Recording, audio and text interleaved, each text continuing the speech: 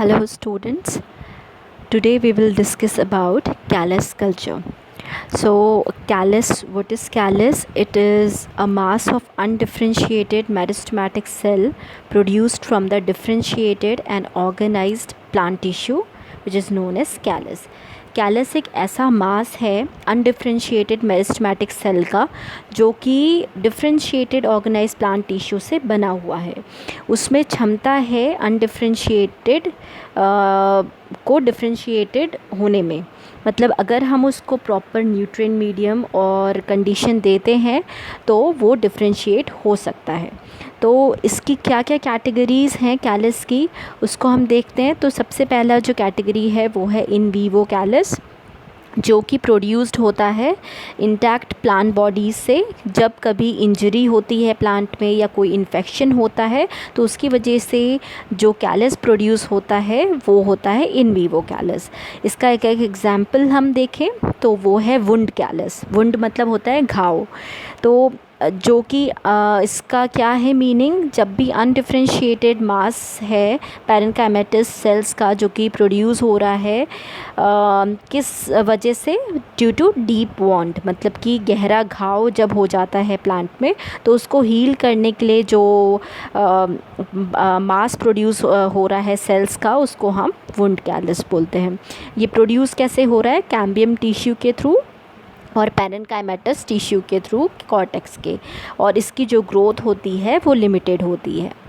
अब second callus की बात करें तो वो होता है गॉल और ट्यूमर कैलस, जो कि कैसे बनता है जब कोई हाइपरट्रॉपी हो जाती है प्लांट में या हाइपरप्लेसिया हो जाता है। हाइपरट्रॉपी मतलब जो डिवीज़न का रेट है वो बहुत ज़्यादा हो जाता है, या फिर बहुत ज़्यादा जो भी प्लांट ग्रोथ रेगुलेटर्स हैं उनकी जो डिवीज़न कैपेबिलिटी है वो बहुत ज़्यादा हो गई है।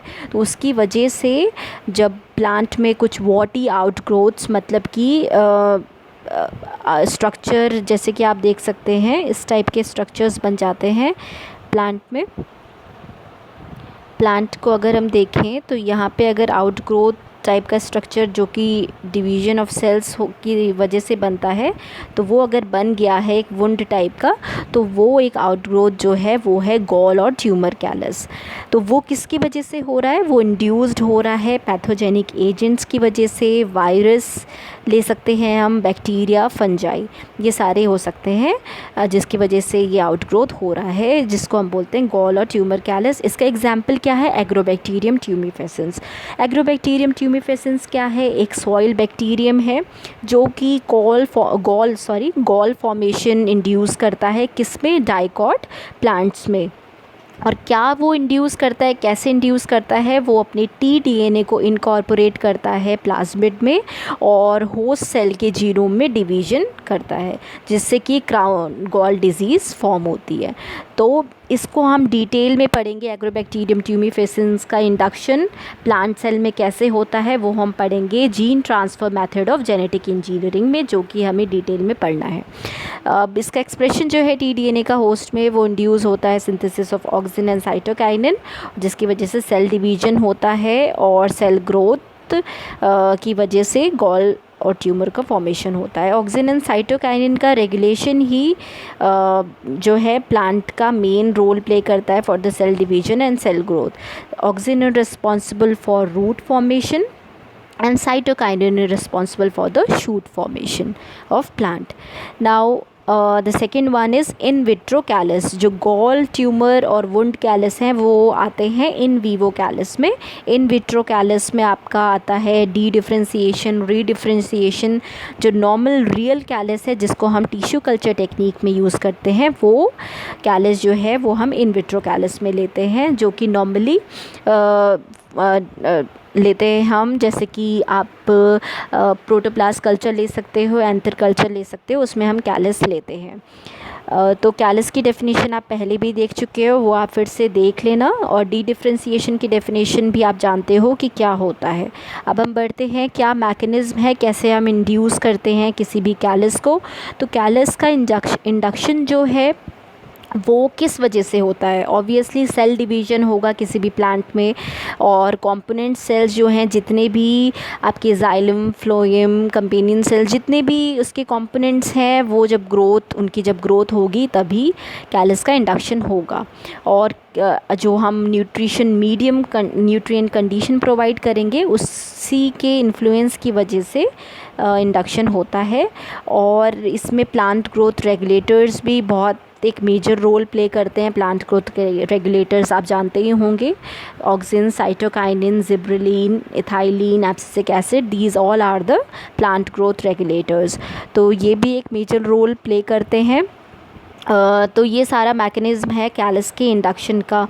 अब आते हैं कि कैरेक्टरिस्टिक्स क्या है कैलस के। तो इसका अगर हम टेक्सचर की बात करें तो इसमें हेट्रोजीनस मास जो है सेल का वो होता है, और उसके हम टेक्सचर में जाएं तो वो दो टाइप से कैटेगराइज होते हैं। एक सॉफ्ट कैलस जो कि फ्रीएबल होता है, जिसमें पैरेन्काइमेटस सेल का मास होता है और उसमें जो कांटेक्ट होता है बहुत कम होता है, जिससे कि वो ईज़िली सेपरेट हो पाएँ।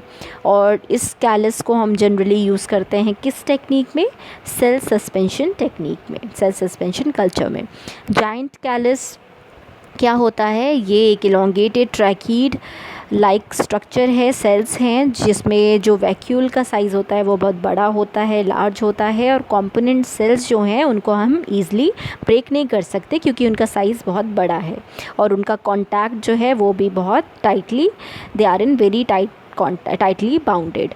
सो ये जो सेल्स हैं वो डिफ्रेंशिएटेड होते हैं वेस्कुलर टिश्यूज़ में किस प्रोसेस के थ्रू? साइटो डिफ्रेंशिएशन प्रोसेस के थ्रू। अब हम इसकी अगर कलर की बात करें तो ये किस कलर का होता है? इट्स जनरली क्रीमिश येलो या वाइट कलर का होता है। कभी कभी स्पेसिफिक कंडीशन में ये कलर्ड भी हो जाते हैं, डिफरेंट कलर, जैसे कि ग्रीन कलर का अगर हमें दिखता है तो उसका जो हम एक टर्म यूज़ करते हैं जनरली वो करते हैं प्रोटोक्लोरोफिल। अगर ऑरेंज कलर का कैलस हमें देखने को मिलता है so we use the term carotenoids. अगर पर्पल या पिंक कलर का होता है तो एंथोसाइनिन, डोपा का फुल फॉर्म है डाई हाइड्रोक्सीफिनाइल एलानीन।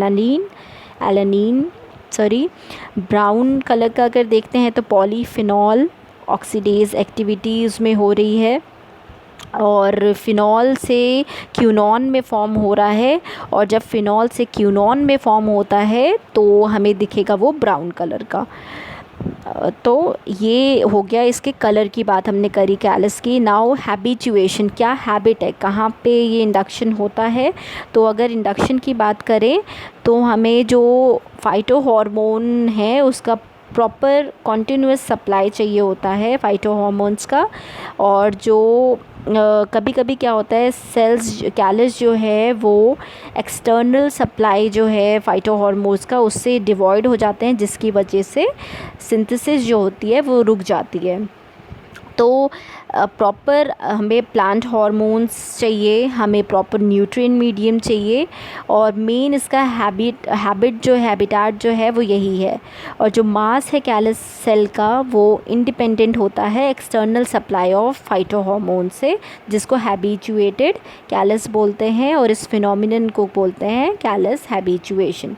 क्योंकि वो बाहर से एक्सटर्नली हम फाइटो हार्मोन्स को सप्लाई नहीं कर सकते, जो उनके हैबिटेट में जितना भी हार्मोन्स और न्यूट्रिएंट मीडियम है उसी को ही वो यूज़ करके अपनी ग्रोथ करते हैं, इसलिए इसको बोला गया है हैबिचुएटेड कैलस, और जो फिनोमिनन है उसको कैलस हैबिचुएशन बोला गया है। अब ग्रोथ पैटर्न की अगर हम बात करें कैलस की तो ये कैसे होता है, ये मेंटेन कर सकते हैं हम बहुत ही लॉन्ग पीरियड तक। कैसे? जब हम अगर छोटा सा कोई पीस कैलस का फ्रेश कल्चर मीडियम में डालते हैं, उसको ट्रांसफ़र करते हैं एक रेगुलर इंटरवल पे, एक टाइम पीरियड होता है, उस टाइम पे अगर हम उसको करते हैं ट्रांसफ़र तो इस प्रोसेस को बोलते हैं सेप कल्चरिंग ऑफ कैलस। और वो जो कैलस है उसमें सिग्मॉइड कर्व पैटर्न देखने को मिलता है हमें, सिग्मॉइड ग्रोथ पैटर्न, जो कि बहुत ही लॉन्ग पीरियड तक मेंटेन रह सकता है जब हम उसको एक प्रॉपर कल्चर मीडिया में ट्रांसफ़र करेंगे, फ्रेश कल्चर मीडिया में। तो आप यहाँ देख सकते हैं कि ग्राफ अलॉटेड है, यहाँ पे लैग टाइम है, लैग के बाद लॉग फेज़ आता है। लैग टाइम है जब सेल अपने आप को प्रिपेयर करते हैं डिवीज़न के लिए।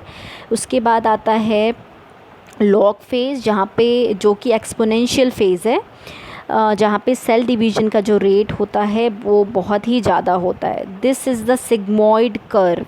सिग्मॉइड कर्व इसे इसलिए बोला जाता है क्योंकि ये आप देख सकते हो एस शेप का होता है। तो इसमें लैग के बाद लॉग और लॉग के बाद होता है लीनियर फेज़, जहाँ पे सेल डिवीज़न से ज़्यादा सेल ग्रोथ होती रहती है, सेल की ग्रोथ बनी रहती है।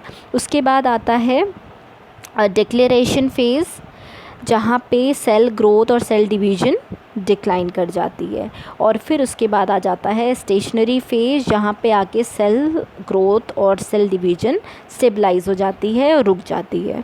तो ये एक ग्रोथ पैटर्न है जो कि सिग्मॉइड ग्रोथ पैटर्न इसे बोलते हैं कैलस का।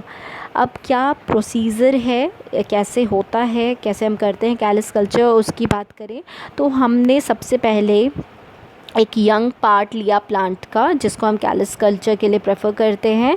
यंग पार्ट जैसे कि हमने कैरेट का एग्जांपल लिया हुआ है। कैरेट का टैप रूट हमने लिया, उसको हम जब रखेंगे टिपॉल सॉल्यूशन में आप रखोगे तो फिर इस मीडियम में रखने के बाद हम क्या करेंगे, 5% टिपॉल सॉल्यूशन में रखा, उसके बाद हम उसको 2-3 बार वॉश करेंगे रनिंग वाटर में। टैप रूट जो हमने लिया है कैरेट का, उसको रनिंग वाटर में वॉश करेंगे। उसके बाद हम रखेंगे HgCl2 या फिर सोडियम क्लोराइड सॉल्यूशन में। उसका भी एक परसेंटेज होता है। 1% HgCl2 का कंसंट्रेशन लेंगे हम और 0.8% NaCl सॉल्यूशन लेंगे। उसको फिर से हम वॉश करेंगे वाटर से, और फिर ये जब हमने सॉल्यूशंस में रख दिया है, उसके बाद हम जो टैप रूट है उसको थिन स्लाइसेस में कट करेंगे। और उसके बाद जो ये स्लाइस है उसमें हम देखेंगे कि जाइलम, कैम्बियम, फ्लोएम हमें दिखेगा, और उस स्लाइसेस को फिर हम रखेंगे 70% C2H5OH में,